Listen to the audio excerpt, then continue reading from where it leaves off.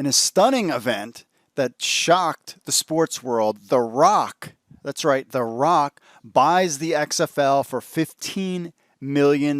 You heard that right. The new boss of the XFL is none other than Dwayne The Rock Johnson, the superstar actor, wrestler, and entrepreneur, purchases the XFL for $15 million. Wow. From our buddy Mike Mitchell, quoting Jeffrey Pollack, quote, "We are grateful for today's outcome. This is a Hollywood ending to our sale process, and it is an exciting new chapter for the league. Dwayne, Danny, and Jerry are a dream team ownership group, and the XFL is in the best possible hands going forward," close quote. We have more details as they release this press release.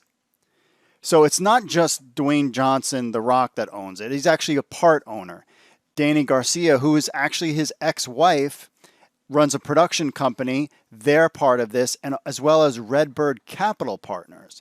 Those are the real owners of the XFL. So in the press release, it says Danny Garcia, Dwayne Johnson, and Redbird Capital Partners have been selected as the winning bidder for the substantially all assets of the Alpha Entertainment, the parent company of the XFL. The XFL's assets will be sold to Garcia, Johnson, and Redbird for approximately $15 million in accordance with the terms and conditions of the asset purchase agreement. This transaction is subject to a bankruptcy court approval hearing that will take place this Friday, August 7th. And assuming that closing conditions are satisfied, they're expected to close on the deal shortly after August 21st. The sale auction was supposed to occur today, August 3rd, but then that did not happen. This acquisition and group secures the ability to option live entertainment and intellectual property for further expansion across sports, live events, and original entertainment programming. A bunch of quotes from Danny Garcia, The Rock's ex-wife, who's a very smart business entrepreneur, as well as Jerry Cardinale. He's involved in there too. A bunch of quotes in there. Everybody's excited. Of course, the Jeffrey Pollack quote as well. Garcia and Johnson are co-founders of Seven Bucks Companies, a multi-platform enterprise pioneering original content for television, film, emerging technologies, and digital networks, and have been behind some of the most successful platforms in global entertainment. Through their joint enterprise, Garcia and Johnson work spans all entertainment and creative verticals involving investments, brand integration, philanthropic endeavors, film, blah, blah, blah, blah, blah. Over 20 years, Cardinale has been responsible for the creation of several multi-billion-dollar sports and entertainment companies in partnership with some of the most iconic rights holders in the world, including the Yes Network with the New York Yankees. I grew up on Long Island, I'm a Mets fan. Legends Hospitality with the Yankees and Dallas Cowboys. On-location experiences with the NFL. And one-team partners with the Players Association of the NFL. Major League Baseball, Major League Soccer, United States Women's National Soccer Team, and the Women's National WNBA are just some of the things that this guy is connected to as well. So between Danny Garcia and the entertainment, The Rock and his, we all know his global The Rock is, and the Redbirds Capital Partners, and their money that they have behind it, that this looks like a very, very good match for the XFL. And I'm still, even as I'm reading this, is stunned by the whole thing. Now, we also have some more details on kind of what went with this purchase of the XFL. So first, we learned more details that it's not just The Rock. Based on court filings today, we learned about the sale price and how many companies actually put in bids. Now, first, technically, the new owners of the XFL are Alpha Aquico, LLC.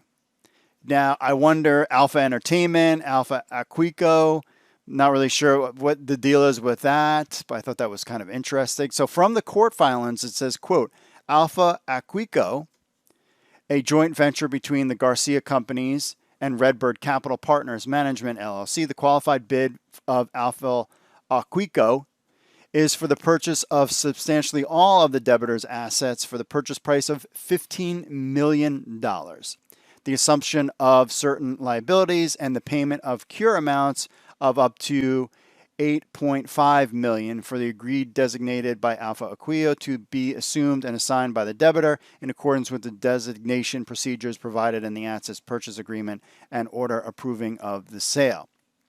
So these cure amounts, what are they? Well, they can be payments most likely to the University of Houston. We reported on that on XFL News Hub about the $850,000, close to $1 million that they were going to get, as well as XFL season ticket holders. We get messages all the time from XFL season ticket holders. When are we going to get our money back? It's my understanding that based on the sale, once that is done, that season ticket holders will be made whole, i.e. they will get their money back. But based on this, we might not have that until the end of August because they're not going to finalize anything until basically they said sometime in the end of August. That's what that piece is. Now, another interesting tidbit from this court document was actually how many people placed qualified bids. And according to this document, it was only one. But only one is all it takes. Quote, please take further notice that no other qualified bids were received by the bid deadline, and the debtor hereby provides notice of cancellation of the auction. The debtor will seek entry of an order approving the sale to Alpha Aquio at the sale hearing scheduled on August 7th. According to the court document, there were no other qualified bids. Who knows what was happening behind the scenes, if there was some kind of agreement made that let The Rock purchase it and then we'll go and do whatever. We don't know about that, but according to the court documents, there was only one bid. But only one bid is all it takes, and this is a fantastic bid. Now the question now is, Alpha Aquio have the capital to fund a pro football league? That's another question. Now, in Dwayne Johnson's case, his net worth is valued at around $320 million, and that was for 2020. So we all know him. He's got some cash. But he's just one of several partners, so they should have funds to see this thing through. The Rock talks about this. He tweeted out about how he's come full circle and very excited about it. One of the interesting things is right before around when The Rock put out his tweet, the XFL on Fox, which was very heavily a really great social media channel for the XFL, has posted their first tweet since April. It says, hello again. Here to inform you that at The Rock is part of a group that is to buy the XFL. We have talked about that. I thought that one of the leaders of the pack would be Fox. It looks like in this instance, potentially, that Fox maybe step aside, let The Rock acquire it, and so that they can manage that piece, and the Fox would show it on its network. The one thing that ESPN had an issue with when it comes to their agreement with the XFL was that they were like, hey, Vince McMahon is not involved, so we don't want to have any part of it. Who would you rather have? Vince McMahon involved with your league, or another multi-billion-dollar organization with The Rock attached to it? Which one would you rather have? Somebody who's up and coming versus somebody who's, he's no spring chicken, Vince McMahon. So this could open the door for ESPN. Now, The Rock and his production company have done work with Fox Network in the past, so maybe this could be a sign of things to come, but clearly he's not the only one behind the money. Redbird Capital is no stranger about acquisitions. They have worked with the NFL. We talked about that. The Yes Network, which is Yankees' whole network, and they recently actually purchased the French soccer team Toulouse, whatever that is. There you have it. The XFL will get a final word on the sale on August 7th, and they're expected to close on the purchase of the XFL by August 21st. We assume between now and August 21st, they're going to get their ducks in a row, but we should know potentially what the idea is for the season going forward by the end of August, which is kind of in the timeline that people within the XFL that I have spoken to and heard from and whatever, that they built this in place to have a 12-week season, potentially in one location. They were already planning that before the XFL closed. They could spin that back up, try to get all their coaches back in line, and maybe we could have a draft in October. Stay with XFL News Hub for all this crazy breaking news as The Rock is now the new owner of the XFL, and find out where we go from here. Make sure you subscribe, leave us a comment. This is crazy time, folks, but we are excited.